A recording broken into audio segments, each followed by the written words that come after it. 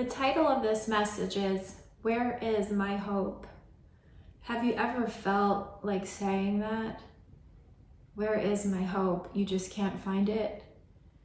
Well, Job in the Bible said the same thing. In Job 17 verse 15, he said, Where then is my hope? Can anyone find it? He couldn't find it. He was feeling hopeless. Job lost all his possessions, his family, his livestock, his health, and eventually he began to lose hope and his will to live. His friends came over to try to help, but didn't help very much. They started to accuse him of maybe that he did something wrong, sinned, but in fact, he didn't do anything wrong. The scripture says in Job 1:8 that God called him blameless and upright. He respected and feared the Lord, loved God, and served him faithfully, but he was being tested. And here we see, as the scripture goes on in Job 42, that everything was eventually restored to Job, and he had twice as much as he ever had. He got family back. He had new children. He had 3 girls, 7 boys. And it says in Job 42:12 that the latter days of Job were more than his beginning. The Lord blessed him. And even his children, it says that in all the land there were found no woman so fair as the daughters of Job, and their father gave them an inheritance among their brothers. So Job died an old man full of days.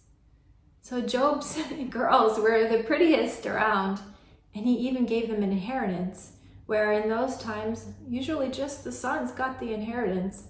But it says here that he was fair. So that shows some of the character of Job, what he was like. He lived a full life, and everything was restored back to him.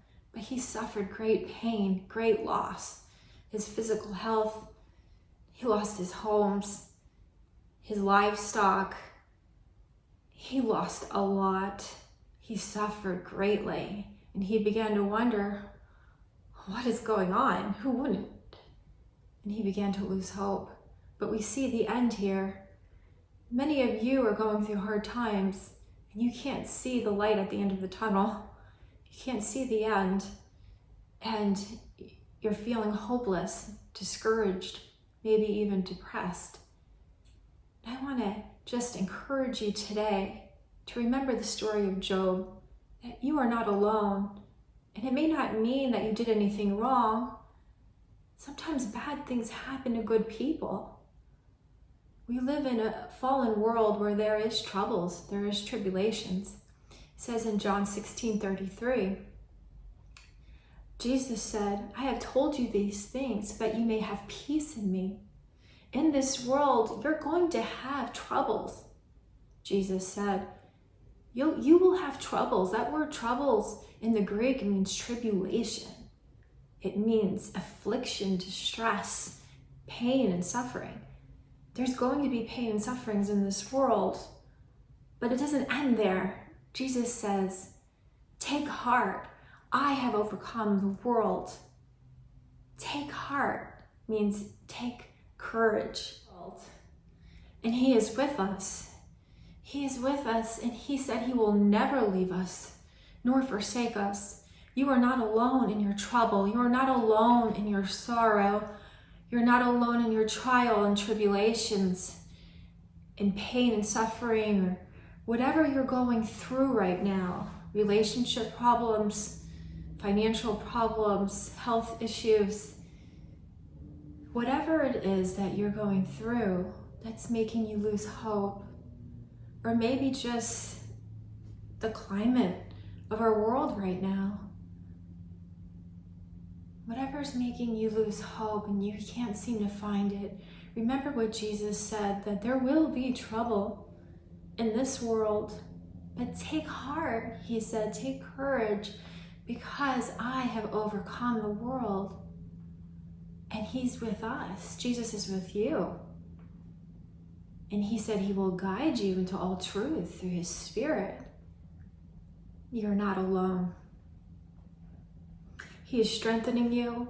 And I want to read a scripture in Psalm 31:7. It says, I will be glad and rejoice in your love, for you saw my affliction and knew the anguish of my soul.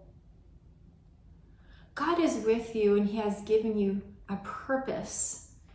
He has a plan and a purpose for your life. You are here for a reason. Your life is a gift. There's people that you are to reach and influence. Everyone has a sphere of influence around them, no matter who you are, what you do. You are called to be a son and daughter of God, a child of God. You are called to love and to be loved. And it says here in Psalm 31:7, I will be glad and rejoice in your love. For you saw my trouble, my affliction, and knew the anguish of my soul. So how can he say, I will be glad and rejoice in one part of the sentence, and the next part he says that he's afflicted and has anguish of soul? It's because of God's love. I will be glad and rejoice in your love. He knows he's loved by God. God sees. He knows what you're going through. He cares. And he loves you with a love that is agape love. It's unconditional, deep love.